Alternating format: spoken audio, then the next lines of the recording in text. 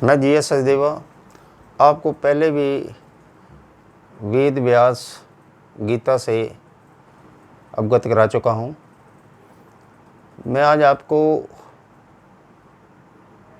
जो यहाँ पे शुरू में लोक बने हैं, जिसमें सबसे पहले जो आपको गीता के ज्ञान में मैं बता चुका हूँ, वहाँ पे आपका पहला सतयुग, त्रेता, द्वापर और आखिर में ये कलयुग आता है, जो आजकल के वर्तमान में आप संभावित चीज़ों को देख रहे हो। मैं उस चीज़ पे आ रहा हूँ कि ऋषि जो हैं वो आपके ऋषि मुनि तीन तरह के बनाई हुई चीज़ होती है। एक ऋषि होते हैं, दूसरा राज ऋषि हैं, जो कि जिनका आप राजा के दरबार में देखते थे, या ये देखे कि उनके अपने कर्मों के अनुसार उनको एक संयोजित अच्छे पद पे जब वो शोभायमान होते हैं तो उनको राज ऋषि की संज्ञा दी जाती है। और इसके बाद जो है महर्षि कहलाए गए हैं। तो तीन तरह का अवतरण है इसमें। और जो आपके ब्रह्म ऋषि हैं वो ब्रह्मा के ब्रह्मलोक में होते हैं और देव ऋषि देवलोक में। अब चीज़ ये आ रही है कि जो ब्रह्म ऋषि का नाम अगर आज के कलयुग में कोई अपने आप को ब्रह्म ऋषि कहता है तो वो आपको धोखा दे रहा है। यहाँ पे तीन तरह के हैं जो मैंने आपको बता दिए, महर्षि, राज ऋषि और तीसरा है महर्षि। ऋषि, राज ऋषि, महर्षि।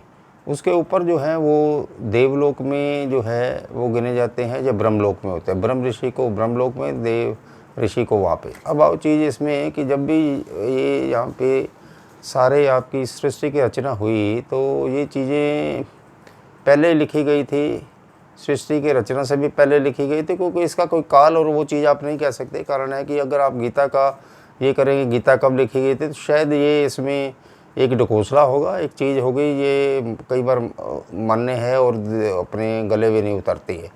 जहाँ तक इस बात का संबंध है, गीता सबसे पहले आपको गीता पढ़नी चाहिए, क्योंकि इसमें हर चीज़ का जो है अवलोकन किया गया है।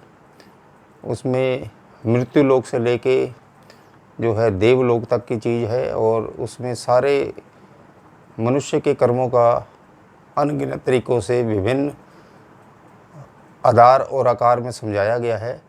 जो यहाँ तक इस बात का ताल्लुक़ है कि गीता का जो ज्ञान होता है वो सबसे बड़ा ज्ञान माना गया है और आपको मानना चाहिए। अब गीता की जहाँ तक बात आती है कि रामदास जो है, राम सुखदास है, जिन्होंने सागर संजीवन लिखा है। राम सुखदास एक बहुत बड़े लेखक हुए हैं। गीता का पूरा ज्ञान की वो अवतरित सारी लीला का उसमें वर्णन है। तो आप गीता को ज़रूर पढ़ें। वैसे गीता छोटी पॉकेट बुक्स में मिलती है, बड़े मिलती है, लेकिन जो वो संकलित है अगर वो आपने पढ़ लिया तो आपका जीवन का कल्याण होना निश्चित है। राम सुखदास की सागर संजीवन। अब मैं इस बात पे आ रहा हूँ कि जो इसके बाद अगर आपने पढ़ने हैं तो पुराण में चीज़ें पढ़ी जा सकती हैं। वेद जो है मैंने आपको पहले बताया था, ऋग्वेद, सामवेद, यजुर्वेद, अर्थवेद। सबसे पहले आपको ऋग्वेद पढ़ना चाहिए और उसके बाद जो सामवेद है सेकंड में आप पढ़ सकते हो। और उस चीज़ में जो आपको सारे श्लोक का वो लिखा गया है, तो यजुर्वेद में आपको सारे मंत्रों का वो मिलेगा जो सीधा सार है और आपको पढ़ना चाहिए। उससे आपकी जो जीवन गति है और जो आपका सामंजस्य है वो बिल्कुल आपके अनुरूप बैठेगा। अब मैं इस चीज़ पे आता हूँ कि हम लोग मनुष्य जो जाति है वो मृत्यु लोक में है, और मृत्यु लोक में ही ये हम सब निवासी हैं। और क्योंकि इसका एक अंत है और हर वक्त के हिसाब से सब इंसान ने चले जाना है। अब चीज़ ये आती है, कुछ इंसान ऐसे हैं, भले हैं, संत हैं। वो संत ऐसे नहीं बने हैं, उन्होंने कई चीज़ों का ज्ञान किया है। और उन्होंने दो चीज़ें हैं, या तो आपको मोह माया की तरफ लगोगे तो आपकी पीठ ईश्वर की तरफ हो जाएगी। मोह माया की तरफ सामने खड़े होकर आप तो मोह माया की ओर देख रहे हो, मोह माया भौतिक चीज़ों का आप अगर इकट्ठा करते हो तो फिर आपकी जो लालसा है वो ईश्वर की तरफ से हट जाएगी। आप दो चीज़ों का समायोजन नहीं कर सकते। दो चीज़ों का समायोजन बड़ा मुश्किल होता है। इसलिए महर्षि और जो संत होते हैं वो माया और भौतिक चीज़ों का पीठ करके खड़े होते हैं वो चीज़ें उनके पास नहीं भी होती, नीचे की तरफ सो जाते हैं रात को, कोई दिक्कत नहीं उनको, और अपना सादा भोजन करके भी वो अपना जीवन यापन करके अपना जो है, क्योंकि उनका आखिरी ध्येय जो होता है वो ईश्वर की अलौकिक लीला को पकड़ना है, उनको पाना है, उसमें अपना समायोजन करके उसमें सम्मोहित हो जाना है, और अपने आप शरीर का जो है, अपनी देह का वो वहाँ पे देवावसान कर लेते हैं। अब आओ चीज़ ये कि जो इंसान जो ऋषि है, अगर वो सबसे चीज़ ये है कि मोह माया और भौतिक चीज़ों में आके आप जो है बिल्कुल फंस जाते हैं, आपके फैसले हमेशा गलत होते हैं, परिस्थितियों के अनुरूप होते हैं, परिस्थितियाँ बदलती रहती है। दूसरा क्या है कि अगर आप सोचो कि आप फैसले आप ठीक कर रहे हो, तो ये ही आप ये देख के चलो, दुनिया में यही चीज़ों की लड़ाई है और इसी युद्ध में आप फंसे रहते हैं, और अपने आप को ठीक कहने की जो मानव शैली है वो अपने आप को ख़त्म कर देती है।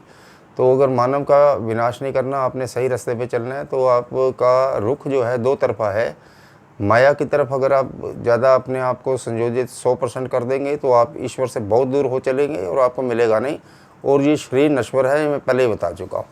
नश्वर शरीर में भौतिक चीज़ों को इकट्ठा करना, जीवन शैली जो है, जीवन बहुत छोटा है, 70-75 साल की कोई उम्र नहीं होती, समझने में 40-50 साल लग जाते हैं संसार को। उसके बाद आपके थोड़ा सा आप स्थितियों से कुछ अवगत होते हो, और उस प्रौढ़ता की जो आयु में जब इंसान प्रवेश करता है, तब उसको अपनी अच्छाई बुराई का सारी चीज़ पता चल जाती है। अब मैं दूसरी चीज़ पे आपको ले आता हूँ कि जो आप ये समझ लो कि आप चीज़ों का समायोजन कर रहे हो, ठीक है, करना चाहिए थोड़ी चीज़ के लिए, लेकिन अगर आप दोनों तरफ बैठना चाहोगे तो एक कभी भी दो किश्तियों पे, एक कहावत है पुरानी कि दो किश्तियों पे सवार इंसान जो होता है वो डूब जाता है, और उसमें सिर्फ दो किश्तियों पे सवार होकर थोड़ा सा तैराक बचने की स्थिति कर सकता है, लेकिन वो आदमी में कला होनी चाहिए। इतनी कला आप लोगों में, इस इंसानों में है नहीं, क्योंकि बुद्धि को आप श्रेष्ठ समझते हो, बुद्धि का आप जो है उस ढंग से यूज़ नहीं कर सकते, आप ख़त्म होने के कगार पे आ जाते हो। पहली बात ये है कि आप ये समझ के चलें, अगर आपने ईश्वर की तरफ आपका मोह है, तो आपको पीठ जो है उधर करनी पड़ेगी, और भगवान की कृपा जो तक पहुंचना है अगर आपने, तो फिर आपको मोह माया और इनसे दूर होना पड़ेगा। और जब आप माया की, आप देखो कि कई आदमी अमीर होते हैं, दूसरे है रईस है। माया की कृपा तब होती है जब आप ईश्वर भगवान की कृपा में, आप भगवान की याद में, भगवान के आप वर्शिप में आपको जोर पड़ता है। जोर पड़ने का मेरा ये इस समय जो संभावित संदेश है वो ये है कि जो प्रार्थना नहीं करेगा, सारा दिन उसमें लगा रहेगा टू कलेक्ट द मनी और to collect the materials things of this world, तो फिर इस नेचर से आप बड़ी दूर हो जाओगे, और स्वास्थ्य संबंधी जो चीज़ें वो भी आपको लग जाएंगी। और तीसरी बातें ये आती हैं कि आप इसके बाद एक सत्यार्थ है, सत्य और असत्य का मिला के है। आजकल वैसे भी कई तरह की किताबें और उसमें आ चुकी हैं। सत्यार्थ जो है स्वामी दयानंद सरस्वती का है। तो मैं आपको इस विषय में ये कहना चाह रहा हूँ, अगर आज दुनिया में सबको चीज़ अच्छी देखनी है आपने, तो आज जो आर्य समाज की परिकल्पना है, जो स्वामी दयानंद सरस्वती ने वर्षों पहले बनाई थी, तो आप आर्य समाज का जो है अगर आप जाना शुरू करेंगे, तो वो सबसे अच्छा तथ्य है, सबसे मार्ग प्रशस्त का रास्ता है। और मैं ये नहीं कहूँगा मंदिर उसमें नहीं जाना चाहिए, लेकिन जो है Arya Samaj is the best. तीसरी बात ये है कि आप ज़िंदगी में 4 चीज़ों का हमेशा ध्यान रखें कि आपने दूसरों की सेवा करनी है, और 3 चीज़ तो आपको ज़रूर करनी है अपने जीवन में, यज्ञ, दान और तप। यज्ञ जो होता है वो हवन होता है, वो करना चाहिए अपने घरों में, और उसको ठीक आपको प्रसूति व स्वास्थ्य संबंधी के लिए बहुत अच्छा रहता है। तो एक यज्ञ को करना आप सीखें, बच्चों को भी सिखाएं आके।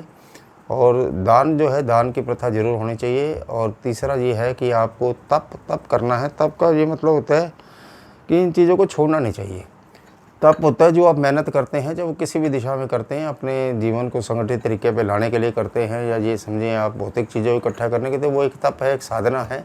अब साधना की तरफ दो तरफा है कि अगर आप माया और उसमें लगे रहेंगे, भौतिक चीज़ें इकट्ठा करें, वो भी एक तप है। और दूसरी तरफ आगे फैमिली का जो आप सोचते हैं, और परिवार को ठीक चलाने की जो प्रणाली है, जो कि करना चाहिए, जिम्मेवारी है, हर इंसान की है, हर फैमिली के मुखिया की होती है।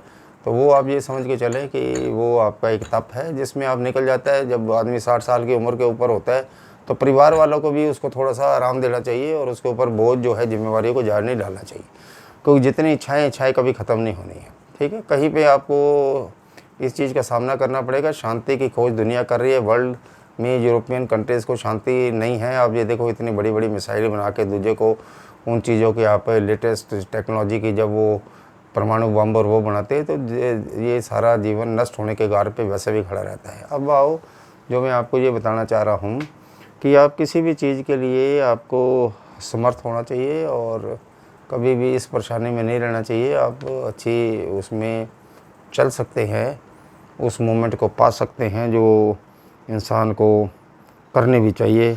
लेकिन वो ये है कि अगर आप ज़्यादा तप और उसमें आएंगे और लोगों को ये लगेगा, तो अपमान सहने की भी आप में ताकत होनी चाहिए कि अपमान जो है वो आपको मिल जाता है, क्योंकि दूसरे आदमी जो है सामाजिक प्राणी दूसरे को हमेशा ये ही दृष्टि से देखने लगता है कि अपने आप को देखो ये संत मंत कहने लग गया। तो ये बातें भी नहीं है, समाज को नहीं करनी चाहिए। किसी के ऊपर कोई सही रास्ते पे चल रहा है तो उन चीज़ों पे नहीं आना चाहिए। अब जो आगे की मोमेंट है जो इनमें बताने की मैं चेष्टा कर रहा हूँ वो ये है कि आपके दो तरफा हैं जो आप समझ के चलो। मैं लास्ट पॉइंट एक ही चीज़ आपको समझाऊंगा कि आपके इस संसार में जब आप विचरण करते हैं भौतिक चीज़ों को प्राप्त करते हैं, नेचर के करीब रहते हैं, नहीं रहते, अभी नहीं रहा तो आपको इस महामारी का भी शिकार होना पड़ता है। चलते रहेगी और इन चीज़ों में आपको घबराने की ज़रूरत नहीं है। थोड़ा जो आत्मिक जिनको बल होता है, जो शांति प्रिय आदमी हैं, वो आत्मिक बल है उसमें, ऐसे नहीं है कि साधारण आदमी नहीं होते वो। अब दो चीज़ें हैं जो मैं आपको अब आखिरी पैराग्राफ में समझाऊंगा।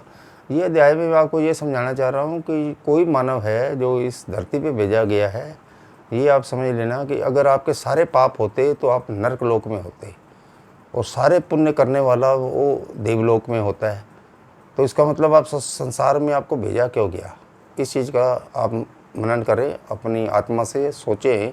वो इसलिए भेजा गया कि आप जो इस शरीर में आता है वो दोनों तरफ कि उसकी जो है परमात्मा ने मूवमेंट दी है, उसके अच्छे कर्म भी है, अच्छे कर्म में और बुरे कर्म भी है। आपने संसार में आए, आपको इन दोनों का सामना करना है, दोनों को काटना है। अब आओ अच्छे कर्मों को। जिन्होंने अच्छे कर्म करे आप देखते हैं कि उनको अपने वक्त के ऊपर अपनी अभिलाषाएं जो चीज़ें उनकी होती है अच्छे, उनको ये नहीं है कि उन्होंने पहुंच जाते हैं। कई आप जो है जो अच्छे कर्म हैं, ये समझ लो कि जब आप अच्छे चीज़ का सेवन करते हो, लग्जरी लाइफ जीते हो, स्टार्स है दूसरे हैं, या कोई भी है उद्योगपति है, बड़े बड़े अपनी फेम होते हैं और उनकी काफ़ी करोड़ों की प्रॉपर्टी हो जाती है, तो उनके अच्छे कर्म थे जो उनको इस स्टेज में ले आए। तो आप ये समझो जब आपके अच्छे कर्मों में चल रहे हो तो आपके अच्छे कर्म जो आपने पहले करे हैं वो घटने शुरू हो जाएंगे, और बुरे कर्म जो उसमें आपने करने उस बड़े आदमी ने, वो बुरे कर्म भी आएंगे। जैसे आप देखते हो किसी का बिजनेस ठप हो जाता है, एक टाइम 4-5 साल उसका बहुत मूवमेंट चलता है और उसके बाद आके वो ख़त्म हो जाता है, तो उस समय उसका ग्राफ बुरे कर्मों की और का भी उन्होंने परिणाम यहाँ देना है।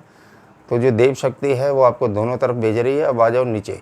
जो अब मैं उस रास्ते पे आता हूँ कि आपके जो बुरे कर्म हैं, जिस बंदे ने ज़्यादा बुरे कर्म करे हैं तो आप ये देखते हैं वो गरीब है, परेशान है, और दूसरी ऐसी चीज़ों में कर रहे हैं, उसको रोज़ी रोटी का भी ये आप सब समझ लीजिए, उनको जो है आराम नहीं है, बड़ी परेशानी है उनको, रहने की उनके पास जगह नहीं है। तो इसका मतलब आप समझ लेना कि उनके पुराने बुरे कर्म हैं जिसको वो भोग रहा है। लेकिन आप ये देखना कि जब पुराने बुरे कर्म वो जो जिनके अच्छे कर्म है वो अच्छे कर्म में अच्छे लग्जरी जी के उनके अच्छे कर्म कट रहे हैं, बुरे भी उनके सामने आने हैं, वो भी आएंगे। दूसरा, जिनके बुरे कर्म हैं वो भी कट रहे हैं। तो आपको परेशान होने की ज़रूरत नहीं है। ये चीज़ें जो आकस्मिक चीज़ें आती हैं, जब परेशानियाँ आती हैं आपकी ज़िंदगी में, तो आप ये समझ के चलें कि वो आपके बुरे कर्म कट रहे हैं। तो आपको अंदर से शांत होना चाहिए, उस बुरे कर्मों को और बुरे दिनों को कट जाना चाहिए, क्योंकि जो आपने थोड़े अच्छे करे हैं, चाहे वो 25% करें, तो इसका मतलब वो आपको सुख देने के लिए आएंगे। तभी हमेशा कहते हैं कि बुरे वक्त के बाद जो अच्छा वक्त का उदय होता है, तो वो यही कहना चाह रहे हैं, कथन में यही उसका अनुवाद है कि आपके जो बुरे कर्म जब कटेंगे तो अच्छे दिन और अच्छा वक्त आपका आ जाएगा। अब चीज़ ये आती है कि अच्छे वक्त के ऊपर भी अगर आप, जब आपका अच्छा वक्त है या अच्छे कर्मों का फल आपको मिल रहा है, उस समय भी आप जो है अपने पुराने जो बुरे कर्म करें, जो आपको बाद में भुगतने हैं, इसी मृत्यु लोक में भुगतोगे, क्योंकि जब ईश्वर के पास जाओगे तो बिल्कुल नश्वर है, ये सारा संसार ही ख़त्म हो जाना है। अब उस चीज़ में आपको क्या करना है, बड़ी गाड़ी अगर आप बड़ी गाड़ी लेते हो 10 लाख रुपए की लेते हो, और उसके बाद क्या होता है कि आप उसके साथ एक गाड़ी 3 लाख की ले लो, 4 लाख की एक वैन लो जो इमरजेंसी में लगा के ये जो है हॉस्पिटल में लगाए, तो उससे क्या होगा कि जो आपके बुरे कर्म आपके सामने आने हैं वो कटने शुरू हो जाएंगे उसी में जो आपने दान किया है। इसलिए मैंने दान तप पुरुष की महिमा आपको बताई है। अब चीज़ें मैं आपको मेन इसकी बता चुका हूँ कि अच्छे और बुरे कर्मों के लिए इंसान इस धरती पर इस संसार में अवतरित है, और सब ने अपनी चीज़ काटनी है। तो इसलिए किसी को दुख करने की ज़रूरत नहीं है। जब बुरे वक्त दिन नहीं रहते तो अच्छे दिन भी नहीं रहते, बुरे दिन भी नहीं रहते। ये मैं आपको ऐसे जो वृत्तांत है और ये चीज़ें आपको बताता रहूँगा। आगे भी जो गीता का मैंने आपको वेद का बताया है, और आने वाले समय में मैं अच्छे आपको चीज़ें बताने की चेष्टा करूँगा।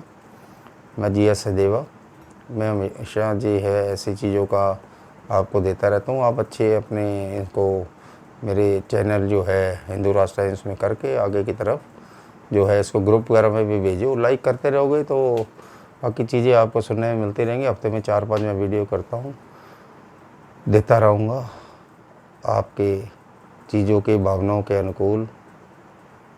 ओम नमो शिवाय। ओम हरि। ओम हरि।